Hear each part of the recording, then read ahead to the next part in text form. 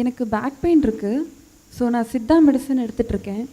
ஒரு 1 1/2 மந்த்தா எடுத்துட்ருக்கேன். இப்போ ரொம்ப பெட்டரா இருக்கு. எல்லா ப்ராக்டிஸும் என்னால் பண்ண முடியுது.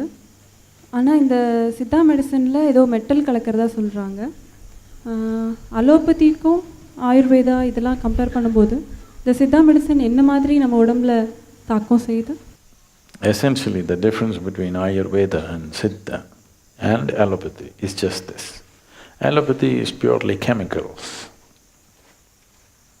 chemical manipulation of the system. When it's an emergency, you must use it. But if it's a long… if it's a chronic ailment which is going to be with you for a long time, and you're going to take some medicine for a long time, definitely popping pills for long periods of time is not a good thing. So Ayurveda is herbal. Herbs are also chemicals, but in natural form. It's way better than taking it in a synthetic form. Ayurveda needs a certain amount of application and knowledge because there are over 300,000, okay?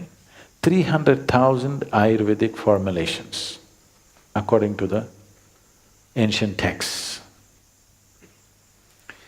300,000 formulations you have to understand if you have to really prescribe Ayurveda. So, prescribing or practicing Ayurveda is it needs a lifelong involvement. These days I see people come from outside the country, they study Ayurveda for 1.5 months and they're certified Ayurvedic teachers or doctors, practitioners, which is a very dangerous thing to do. 300,000 formulations, how to give it, to whom to give it, when to give it, it's not a simple thing to understand. It takes a lot. Above all, you need a phenomenal understanding of the body to be able to prescribe this. Siddha is very different in the sense, Siddha is essentially elemental in nature. There are herbs, but essentially it's elemental in nature. It comes more from the yogic science, because the fundamental of yogic science is in bhuta shuddhi or in cleansing of one's elements. This is an evolution from the yogic science, and Siddha Vaidya was essentially formulated by Agastya Muni. And they say Adiyogi himself practiced it and Agastya brought it to the south, and only in the south it lived, nowhere else. And it's elemental in nature, which needs less study but more internal mastery for the person who practices it, which is again a problem today. We hope these young people who are starting their sadhana at the age of 6 and they're going to be in sadhana throughout their growing period, these kind of people can take to Siddha very effortlessly because the necessary sadhana is there within them. Siddha Vaidya cannot happen without sadhana. Today they have set up colleges for Siddha Vaidya, which it will not work like that. They're picking up bits and pieces from the text and trying to practice that. Quackery, Siddha quackery is happening. Siddha Vaidya is not happening because Siddha Vaidya has to be practiced by a Siddha. It is a Siddha who can practice Siddha Vaidya. Siddha means an established one who is firmly established within himself, because it's elemental in nature. Because it's elemental, it's not really a medicine as such. You are dealing with the fundamental material which makes the body. You're not trying to infuse some other medicine into it. So usage of metals is very much prevalent in Siddha.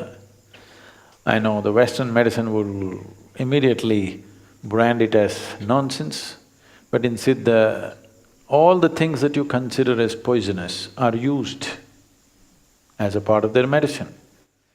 9 deadly poisons, you heard of Navapashana. All the 9 deadly poisons are used as medicine. Lead is very frequently used, mercury is regularly used. Rasa Vaidya is very much part of Siddha Vaidya. And for those of you who are calling for God's help, When I mention the word mercury, mercury is not poisonous. It is just with mercury oxides, people have poisoned water. It is irresponsible usage in the industry which has done this. There is mercury in the soil, okay? We did not import mercury from Mars. It's always been in this planet. It is not poison. It is mercury oxides which are irresponsibly used in industry and let out into the rivers and lakes, which poisoned the waters on this planet. Now they think mercury is poison. No, mercury is not poison, but if you drink it, it'll kill you. Not because you can absorb it as poison. It is because of its sheer weight. If you put it into the stomach, it will not go through the pipe, it will just drip through the stomach because of its sheer weight. Because its specific gravity is almost 14 times that of water. Because of that, because of sheer weight, if you place it in your hand, it just goes into your hand through the pores. Similarly, if you put it into the stomach, it'll go through the stomach, it'll not go through the intestine. Because of that, it may kill you, because it bores holes. Not because it's acidic, simply because of sheer weight. But consumption of mercury is very much a part of the yogic system and very much a part of the Siddha Vaidya. I am still alive only because of mercury, not otherwise. So, Siddha is a very completely different kind of medicine system than anything that you will find on the planet, but it needs a Siddha to give Siddha medicine. If you are not established, if you can't hold the mercury, you don't give mercury to somebody else. Yogic system has always used mercury. Mercury and yogis are always together. You cannot… Even you will see, traveling yogis will carry a little bit of mercury with them always. If not in liquid form, in solid form, solidified mercury, people do practices, keeping it in their mouth and doing things and whatever. There are various aspects to it. Nobody try that here, okay? We don't want you dead. It's not just bad things that kill you, good things that you're not ready for can kill you.